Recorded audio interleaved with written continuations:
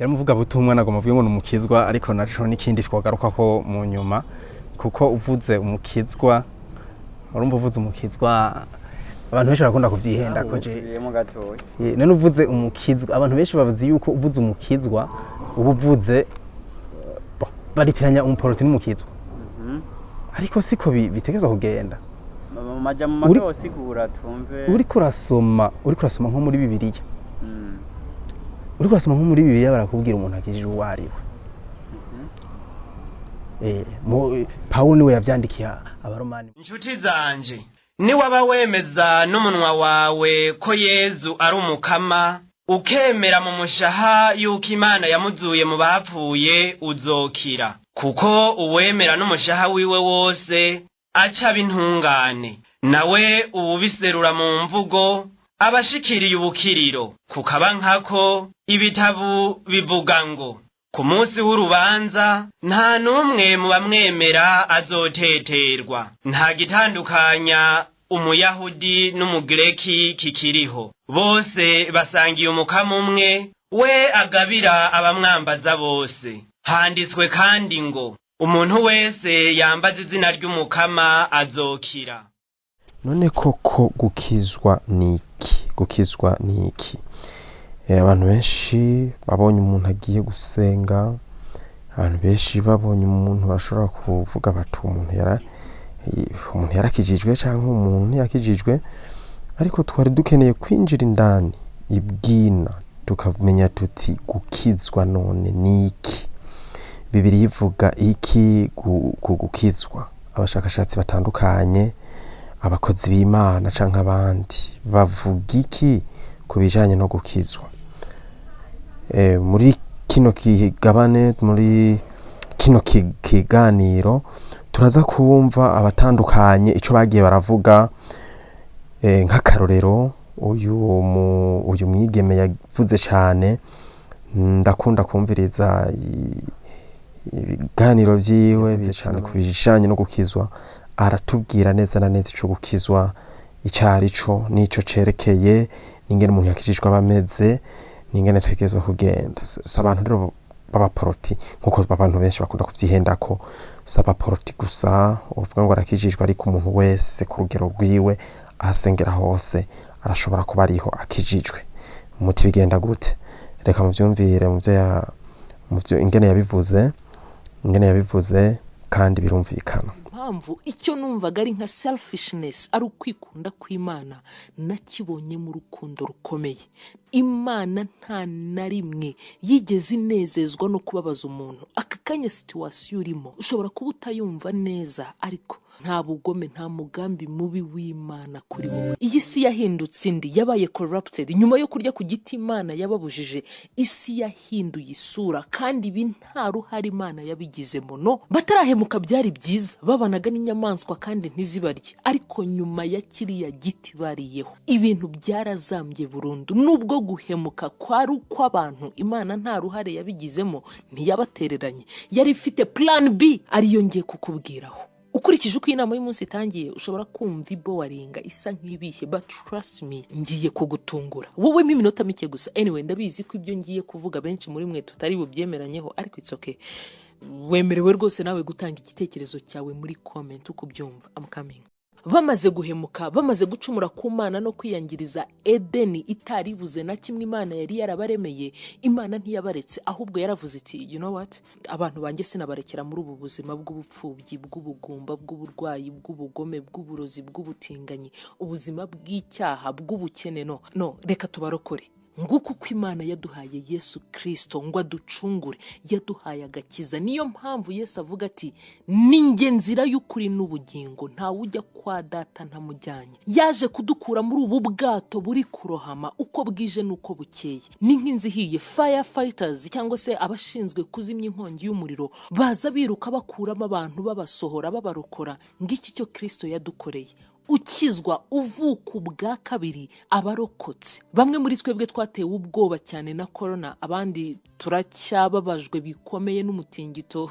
umaze guhitana ibihumbi n'ibihumbi by'abantu muri Syria na Turkey. Ariko let me shock you even further, ibyago n'amakuba biracyaza. So Imana si iri kohereza abantu mu muriro, no, ahubwo y'ubwayo yabaremeye inzira yo kunyuramo ngo barokoke uwo muriro. So rero utemera ko gakiza, utemera kurokorwa, mu by'ukuri si Imana ibimwishe, ahubwo aba ari amahitamo ye. Is somebody getting what I'm saying? Urugero, turahuye, uri kujya mu cyerekezo, nzi neza ko ikiraro cyacitse, ndakubwiye nti aho uri kugana nta muhanda uhari. Wanze kunyumva, none nagize amakenga byibuze. Wanze kunyumva, urakomeje, ugeze imbere uguye mu rwobo, urapfuye. Mu by'ukuri urupfu rw'uwo muntu rumbarwaho rutengewe. Niyo mpamvu abazajya mu muriro na mahitamo yabo, urubanza turukure ku Mana. Icyo nkundira Imana kandi nishaka kukurokora ngo utajya mu muriro utazima gusa, no, ahubwo irashaka no kugufasha muri ubu buzima, muri izi ngorane n'ibigeragezo biri kuri iyi si. Is somebody getting what I'm saying? So if you are saved, ukijijwe by'ukuri, bigenda bite? Of course iyi yari introduction, sindanatangira, just kidding. So ubwirwa n'iki ko wakijijwe, wavutse ubwa kabiri koko, utari mu barimbuka? Number 1, if you are saved, you will know.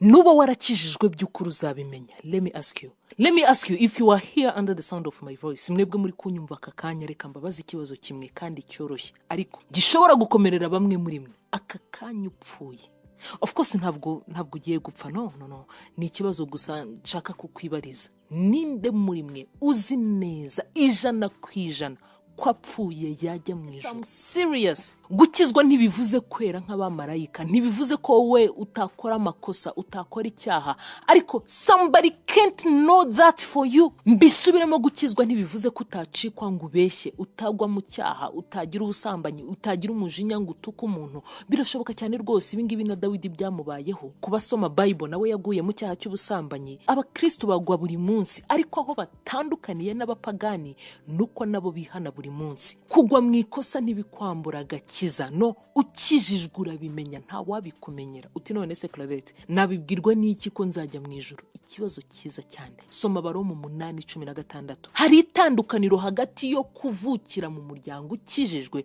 gukurira mu rusengero, kubatizwa ukiri uruhinja, no kuvuka ubwa kabiri, no gukizwa by'ukuri. Soma Abaroma 8:16. Umwuka w'Imana ubwe ahamanya n'umwuka wacu yuko turi abana b'Imana. Aka kanya mpfuye, ndabizi neza 100% sure, ndabizi neza ko najya mu ijuru. Kandi ntabwo ari uko ndi perfect, no, ntabwo ari uko ndi marayika, ahubwo ndabizi neza ko ntakijijwe kubw'imirimo myiza, ahubwo nakijijwe kubwo kwizera Yesu Kristo. Bivuze ngo niba ntarakijijwe kubw'imirimo myiza, bivuze ngo nta n'ikibi nakora cyanyambura agakiza. Hari abantu bibwira bati nijoro naraye mbeshye, bivuze ngo ntabwo nkiri mu bajya mu ijuru, agakiza nakambuwe burundu. No hani, ntabwo ari uko nguko bimeze. Ntabwo Imana yaguha agakiza uyu munsi ngo ejo ikakwambure, no, ntabwo ari uko bimeze. Ntabwo yabivamo, kuko tuyicumuraho buri munsi, buri saha, buri masegonda. Niba agakiza waragahawe no kwizera Yesu, bivuze ngo icyaka kwambura gusa ni ugukora ikinyuranye n'icyakaguhaye in first place, ari cyo kurekeraho kumwizera. Kandi sindimo ndabigisha gukora ibyaha ngo ubuntu busage, nowe. Bamwe muri mwe murimo muraryisi, muri mu busambanyi, muri mu buhehesi, muri mu bujura, muri mu rugomo, ngo Yesu Kristo yabyishyuriye rimwe, byose yabirangirije ku musaraba icyarimwe. Aba yari ukutekereza, mu by'ukuri urishuka rwose, kuko Yesu narabivuze ubushize ko ntawe uzajyanwa mu ijuru nuko atakoze ibyaha. Aba yari ibyo nta numwe wajyayo, ahubwo tuzajyanwa mu ijuru no kwizera Yesu. Ariko kumwizera gusa ntabwo ariho bigarukira, ahubwo nesikariye ya mbere gusa uzamutse. Hari ibindi bikurikiraho. Ubaye uyu munsi wibereye mu byaha kuko wumva ko n'ubundi mirimo myiza atari izatujyana mu ijuru, nanone waba wibeshye uti no, njyewe Yesu ndamwizera ko yaducunguye, kandi kuba mwizera icyo cyonyine gusa nicyo nsabwa. Reka nigumire mu biyobyabwenge, reka nigumire mu busambanyi, reka niririsi. darling, you sadly mistaken, nshuti yanjye. Agakiza tuvuga waba warakumvise nabi, ni nayo mpamvu uyu munsi aricyo cyanzinduye ngo nkubwire icy'agakiza aricyo. Nyuma yo kuvuka ubwa kabiri turi abana b'Imana, ufashe Imana data ugapima n'uwavutse ubwa kabiri, DNA zabo bombi zirahura. Nta kibi wakora cyakwamburira izina uretse gukora ikinyuranye n'icyari guhesheje. Nkuko nari maze kubivuga, umwana wawe uyu munsi arakosa, ariko ntibimwambura gukomeza kuba umwana wawe, ntibimwambura iryo zina, ntibimwambura kuba waramubyaye, ntibimwambura kuri se, ntibimukuraho ko ari umwana wawe. Icyo yakora cyose, ikintu cyakwambura agakiza ni ukureka kwizera Kristo, ni ukureka kwizera Imana. Aha niho wumva ngo umuntu yabaye umu atheist, yabaye umwe mu bantu batari bake kuri iyi si bahakana ko Imana iriho. Get me well here, simvuze ko kumenya cyangwa se kwizera ko Imana iriho bihagije ngo ukizwe, no, sicyo mvuze, kuko na shitani na daimonize nabo bazi ko ndetse banizera ko Imana iriho. Niyo mpamvu ubwo yageragezaga Yesu mu butayu yavuze iti ngo nibura umwana w'Imana ijugunye hasi, kuko handitswe ngo izagutegekera abamarayika bayo bakuramire mu maboko yabo ngo udakubita ikirenge kwibuye. Na shitani ubwayo yemera ndetse nizera ko Imana iriho. Kwizera mvuga ahangaha nukumenya no kwakira umurimo Kristo yakoze, nukumwizera no kumwemerera akakubera umwami n'umukiza wawe. Reka nkwereke rero ikikwereka ko wakijijwe. Soma ibyakozwe n'intumwa 16:13. Ku munsi w'isabato tuva mu mudugudu tujya ku mugezi inyuma y'irembo, dukeka ko hariho ahantu ho gusengera. Turicara tuvugana n'abagore bahateraniye. Umugore witwa Ludia waguraga imyenda y'imihengeri wo mu mudugudu witwa Ituatira, wubahaga Imana. Aka kantu gatindeho, wubahaga Imana, aratwumva. Umwami Yesu amwuguririra umutima kugira ngo yite ku byo Paulo yavugaga. Umva umurongo nkunda cyane ari wo wa 15.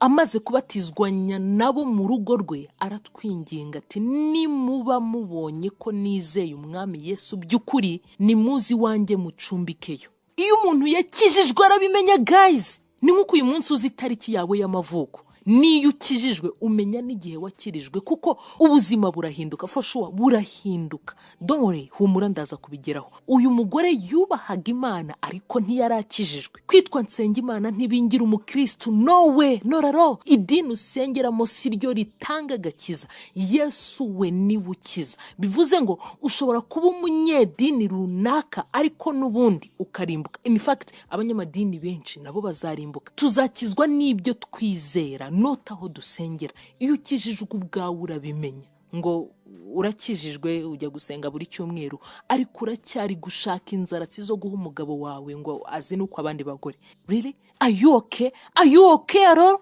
Mu by'ukuri uri muzima. Iyo ukijijwe urabimenya. Ukuguru kwawe kumwe kuri mu by'Imana, ukundi kuri mu bya Satani. Uri gukinisha nta wuzimiye amahoro. You think Satan is your mate? Do you think he understands Ikinyarwanda? Like really? Utekereza ko ari mugenzi wawe? Utekereza ko Satani yumva Ikinyarwanda ngo ufite ibisobanuro uzamuha? You joking sure? Mbisubiremo, iyo ukijijwe urabimenya. Kimwe mu byo uzamenya iyo ukijijwe, uba ufite assurance, uba ufite nabyita ngo iki mu Kinyarwanda, uba ufite garanti ko nupfa nta kabuza uzajya mwijuru. Amaze kubatizwa no kwizera umwami Yesu by'ukuri, nicyo gihe yakiriye agakiza. Mbisubiremo, nukizwa uzabimenya. Nukizwa uzabimenya, kuko kubivuga ntibihagije, ahubwo ukeneye no kubyizera ukanabyakira. Nukizwa uzamenya ko Yesu ari we wenyine nzira yo kugera mu ijuru. Hari abantu benshi yewe baniyita abakristo bumva hari ubundi buryo bwinshi bwo kugera mu ijuru. Niba ari uku nawe ubitekereza, you are probably not saved baby. Niba nawe ari ukubyumva, byashoboka ko ukiri wa wundi nawe utarakizwa neza. Mu by'ukuri nturumva agakiza icyari cyo, nturavuka ubwa kabiri, kuko iyo wamaze kuba saved by'ukuri hari ibintu butagishidikanyaho. Yesu ntabwo ari bumwe mu buryo, no, niwe buryo bwonyine. Uti Claudette, ariko yes, nibyo twebwe abakristo twizera ko Yesu ari bwo buryo bwonyine, ariko n'abandi nabo bafite indi myemerere, mu yandi madini nabo bafite ibyabo bemera. None tuzamenya ute ufite ukuri? Tuzamenya ufite ukuri arinde? Good question again. I like the questions you are asking, really. Iki kibazo ubajije ndagikunze cyane, kuko kuko niba twebwe abakristo tuvuga ko Yesu ari we nzira wenyine, abayisilamu nabo bakaba bafite ibindi bizera, aba buddhist, aba atheist, aba agnostic n'andi madini atandukanye, nayo akaba afite ukundi kuri kwabo, tuzabwirwa n'iki uvuga ukuri? Good question again. Trust me, nta kintu kinezeza nk'ibibazo nk'ibi ngibi. Uti Claudette, Bibiliya ivuga ko ariko nabo bafite ibindi bitabo nabyo bivuga ko nabo bafite ibindi bitabo byabo. Good question. Ikibazo cyiza cyane. Ntabwo ndi kuvuga ibi ngibi ko Yesu ari we nzira wenyine kuko byanditse muri Bible. Of course, byanditse muri Bible nibyo. Soma Yohana 14:6. Ninjye nzira n'ukuri n'ubugingo, nta ujya kwa data ntamujyanye. Ongera usome neza. Nta ujya kwa data ntamujyanye. Niba utumva iki, nturamenya icyo agakiza gasobanuye. I'm so sorry. Ibyakozwe n'intumwa 4:12. Kandi nta wundi agakiza kabonerwamo kuko ari nta rindi zina munsi y'ijuru ryahawe abantu dukwiriye gukirizwamo. Nyumva neza, rwose nubaha andi madini afite imyemerere itandukanye n'iyanjye, ariko ni ngombwa ko nabo tubabwiza ukuri. Ni inshingano zacu. Kubera iki nge nizera ibi, ntizera ibindi bitabo? In fact, ntizera ikindi gitabo gitandukanye na Bible. Simple. Reka nkubwire impamvu. Number 1, ntabwo twizera ibi kuko byanditse muri Bible. No, tubyizera kuko ari ukuri byabayeho. In fact, kuba byarabaye nibyo bituma twizera Bible. Sinzi niba uri kunyumva neza. Ntabwo tubyizera kuko byanditswe gusa. No, ahubwo tubyizera kuko ari impamo. It's real. Byabayeho. So ikibazo si Bibiliya yacu ni yabo. Ikibazo ni ukuri kw'ibyanditswe. Kuri twe nubwo wakuraho Bibiliya, ntibikuraho ko byabaye.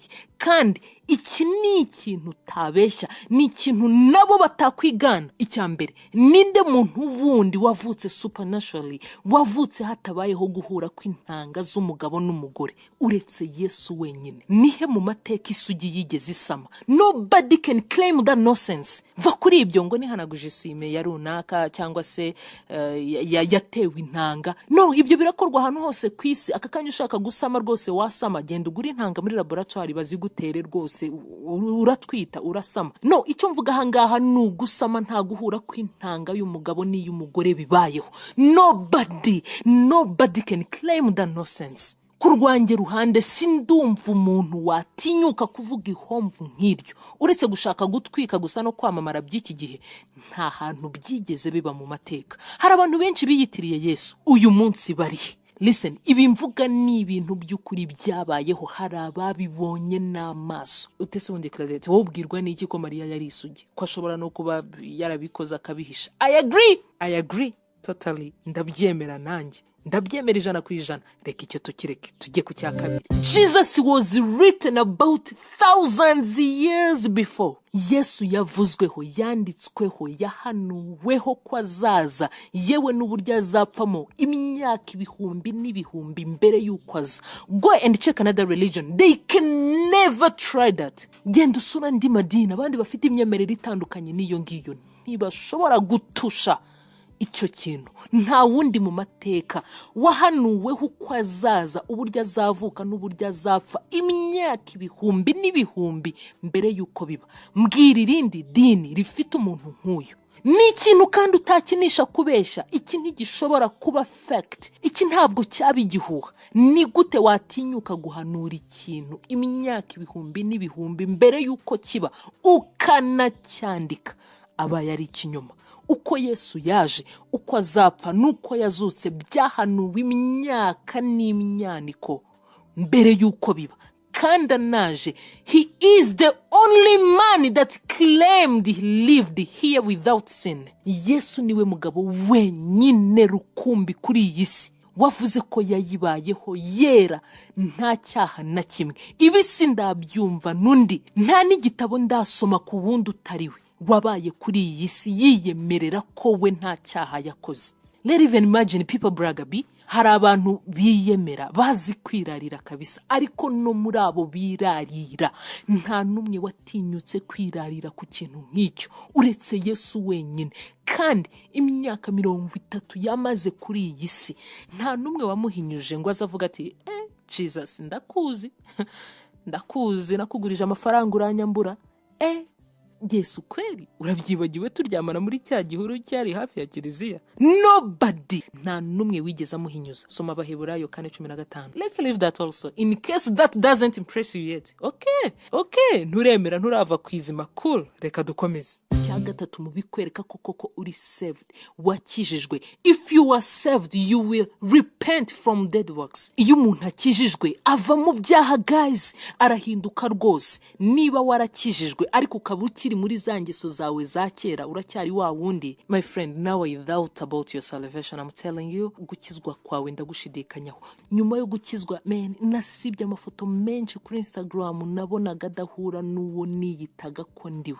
Non-followings abantu benshi nakurikiraga batari bafite aho bahuriye n'imyizerere yanjye. Oh man, naretse inshuti nyinshi nabonaga tutajya mu cyerekezo kimwe. Nahinduye ibyo nahaga umwanya wanjye. Umenya ko wakijijwe by'ukuri iyo video zitavuga iby'Imana cyangwa se ikindi kintu kikubaka mu buzima busanzwe, udashobora kuyireba byibuze n'amasegonda 30 cyangwa se wenda ngo urindire irangire umunota umwe. No, ibyo noneho runaka yavuze kuri runaka, trust me, nta nari muzasanga numva ibiganiro nk'ibyo. Believe me, nabibona wenda bipoping up kuri social media, muri telefone yanjye, abantu babivuga, babipostinga, babyandikaho, babikwirakwiza hirya no hino, ariko nta tension yanjye mbiha.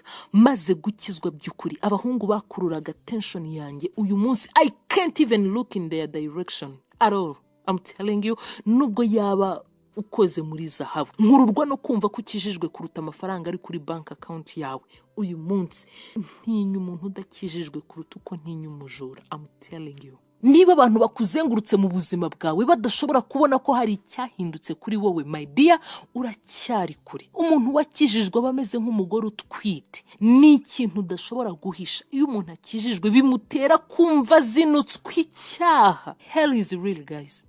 Icyampa ugakizwa by'ukuri, n'umuryango wawe uzamenya ko ukunze kuba uri mu cyumba wumva ijambo ry'Imana, bazamenya ko utagikunda inzoga. Soma Efeso 4:22. Bibabwiriza iby'ingeso zanyu za kera ko mukwiriye kwiyambura umuntu wa kera uheneberezwa no kwifuza gushukana. 23. Mugahinduka bashya mu mwuka w'ubwenge bwanyu. 24. Mukambara umuntu mushya waremewe ibyo gukiranuka no kwera bizanwe n'ukuri nk'uko Imana yabishatse. Come on guys, if you are saved you will share the gospel. Nukizwa by'ukuri uzasangiza abandi iyo nkuru. Tugerageje kumviriza kandi turumva katumve n'ubu mukozi w'Imana nawe ico yabivuze ko ariko aravuga ku bijanye n'ivyo gukizwa nyene, akaranga keza icerekana canke kiranga umuntu koko yakijijwe, iby'abagendera, iby'ababamwo, uko ababayeho, uko abameze muri rusange. Turekere kwitiranya ibintu. Abantu benshi baravyitiranya muri ubwo buryo, ugasanga umuntu ariko aravuga ngo umukizwa none kuvuga iki? Umukizwa no kuvuga iki? Umukizwa si umuporoti, umukizwa si umuntu ubona ari wese, ariko nibyo yuko ushobora kubona umuntu ukamubona ati uyu muntu harimo gukizwa. Uwo muntu mu myitwarire yiwe, mu ngendo yiwe, mu vyavuga, mu vyakora harimo gukizwa. Ariko kandi sivyo, kuko gukizwa ntigupimishwa n'amaso. Ugukizwa ntigupimishwa n'abantu bakuraba, n'abantu ego nivyo yuko mu nyifato zawe bishobora kuba ariko ushobora no kwiyorobeka imbere yabo, ariko atagukizwa kuri muri wewe. Nico hirya no hino hariho amabakorwa adahiteye ku muntu.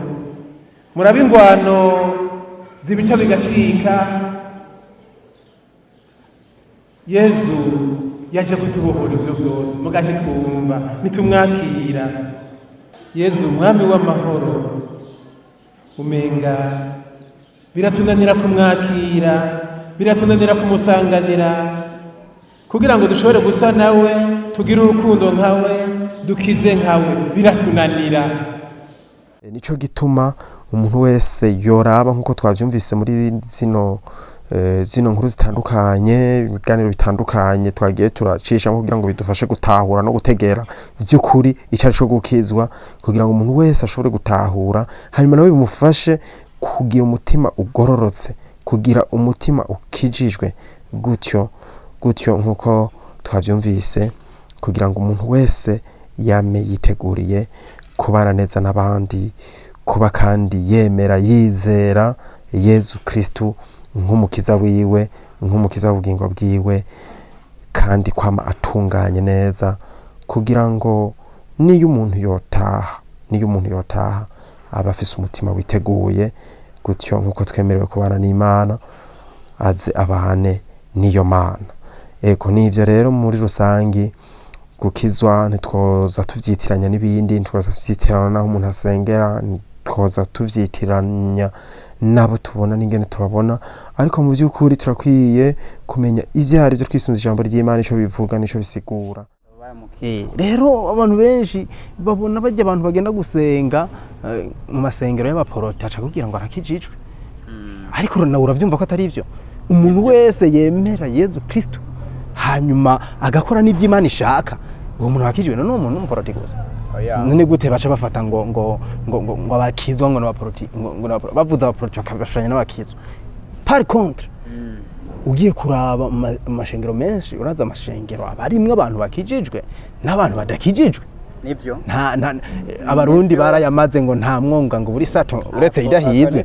None ucivuga ngo nabakizwa, ucivuga ngo nabakizwa, oya naco nakivuze kuko naco kiri nkenegwa. Urumva ucivuga ngo nabakizwa ucumengo bajya bose bari ngaho, naho Yezu Kristo yogaruka ubunyene baca bagenda mwijuru. Ariko ni birebire, urazi hariho n'akagani bigeze guca ko umuntu yaje mu rushengero arondera abantu bakijijwe, na pastori ntiyarimwo. Na pastori ntiyarimwo.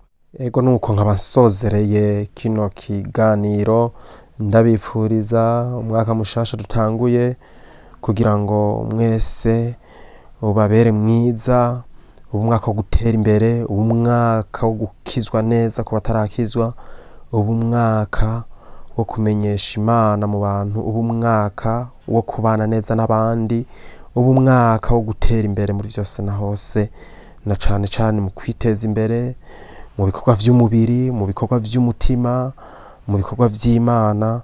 Eka umuntu wese ahari uwo mwaka uzurangira avuga ati hariho intambwe navuyeko, hariho n'iyindi ntambwe nateye, gutyo tubandanye runo rugendo ruja mw'ijuru.